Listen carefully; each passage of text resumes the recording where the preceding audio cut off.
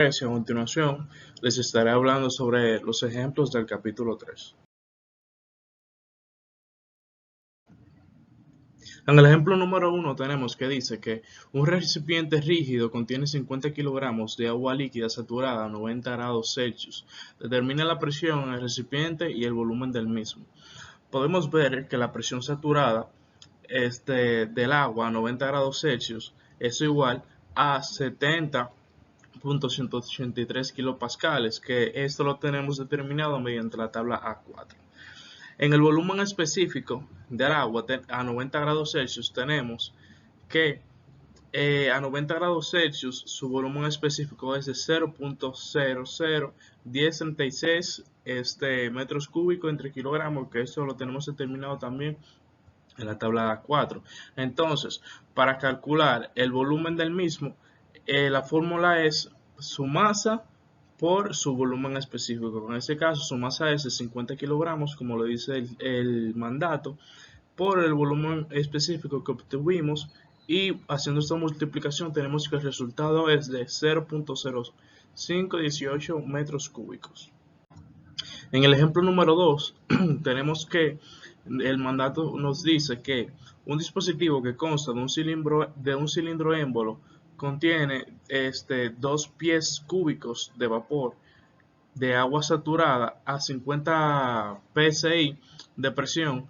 Determina la temperatura y la masa del vapor dentro del cilindro.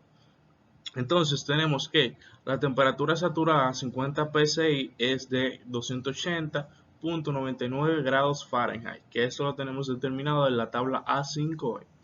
El volumen específico del vapor saturado a 50 psi tenemos que es de 8.5175 pies cúbicos entre libra masa, que eso también lo tenemos determinado en la tabla A5.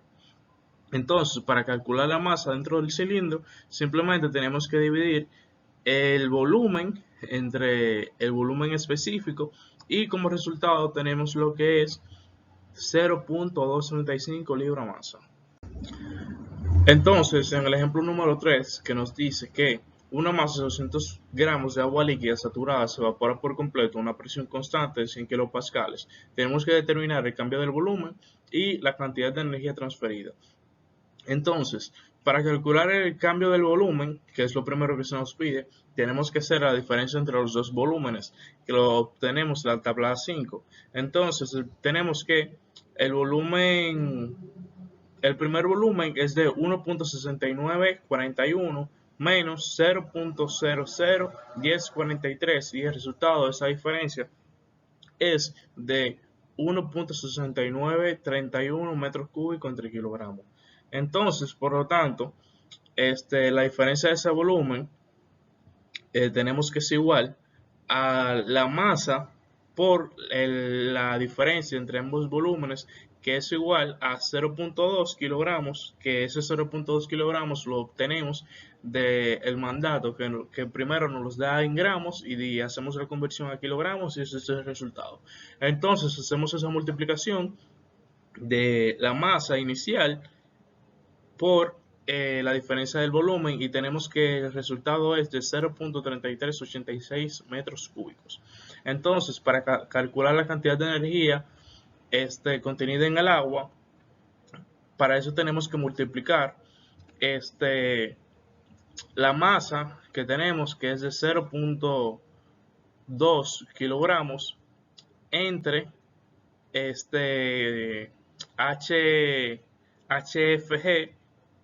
que es básicamente la entalpía de evaporación a esa presión, que es de 2256.5 kilojulios entre kilogramos, y haciendo esa multiplicación tenemos que el resultado es de 451.5 kilojulios.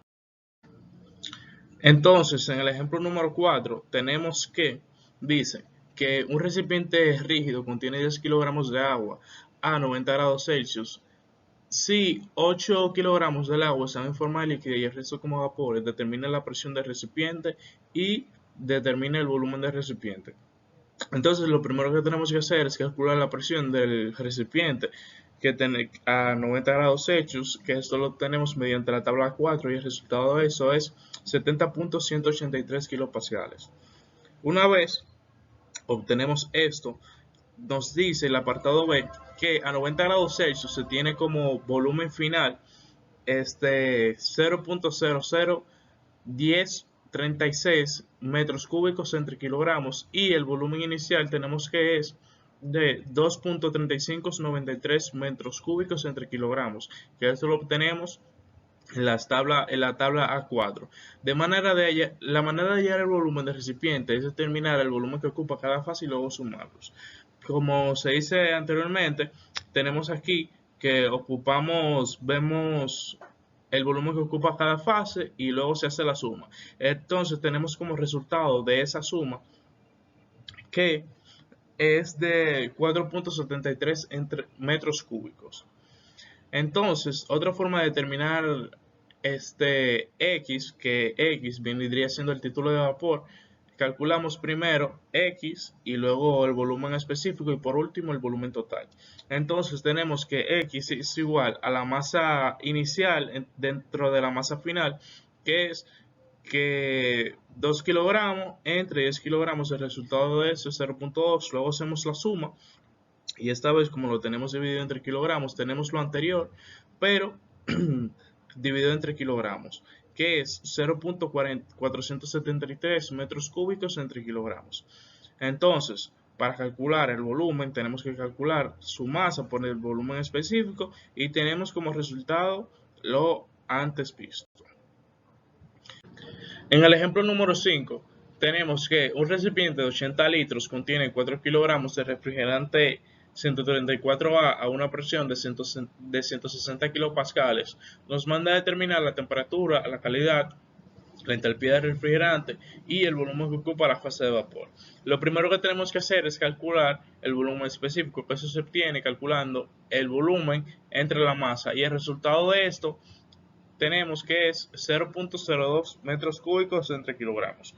Luego, a 160 kilopascales se toma de la tabla A12 esos volúmenes, y para calcular la calidad del título de X, que X en termodinámica es el título de vapor, lo obtenemos calculando el volumen específico que nos dio arriba dentro del volumen inicial, y al volumen específico de arriba se le resta el volumen final. Haciendo este cálculo tenemos que el resultado es de 0.157. En el apartado C, para calcular la entalpía del refrigerante, tenemos que a 160 kilopascales se toma de la tabla A12 la entalpía, que es de 31.21 kilojulios entre kilogramos, y su entalpía inicial, que es de 209.90 kilojulios entre kilogramos. Entonces, para calcular la entalpía, calculamos la suma de estas dos entalpías, pero la segunda la multiplicamos por el título de vapor y tenemos que su resultado es de 64.2 kilojulios entre kilogramos. Para calcular la masa de vapor, lo que hacemos es que la masa es igual al título de vapor por la masa final. Tenemos que hacemos esta multiplicación y tenemos como resultado 0.628. 0 vendría siendo básicamente 0.628 kilogramos. Y para culminar este ejercicio tenemos que el volumen que ocupa la fase de vapor es de 0.0775 metros cúbicos, que eso vendría siendo lo mismo que 77.5 litros. Y el resto del volumen, que es 2.5, que ocupa es líquido. En el ejemplo número 6 nos dice que determinemos la energía interna del agua a 20 psi y a 400 grados Fahrenheit. A 20 psi la temperatura de saturación es de 227.92 grados Fahrenheit.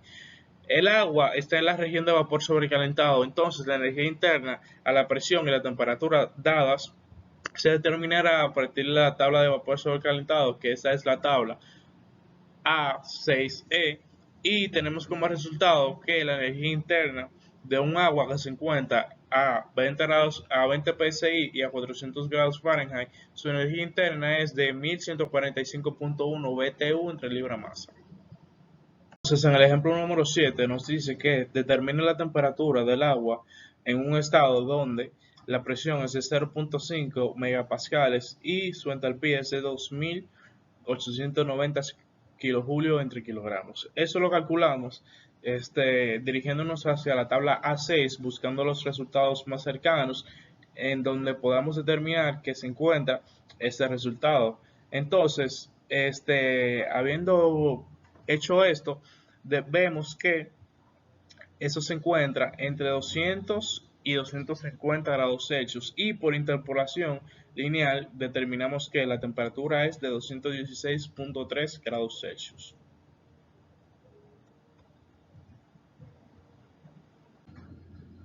Entonces, en el ejemplo número 8 tenemos que nos manda a determinar la energía interna del agua líquida comprimida a 80 grados Celsius y a 5 megapascales.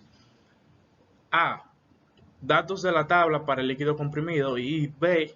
Datos para el líquido saturado. ¿Cuál es el error en el segundo caso?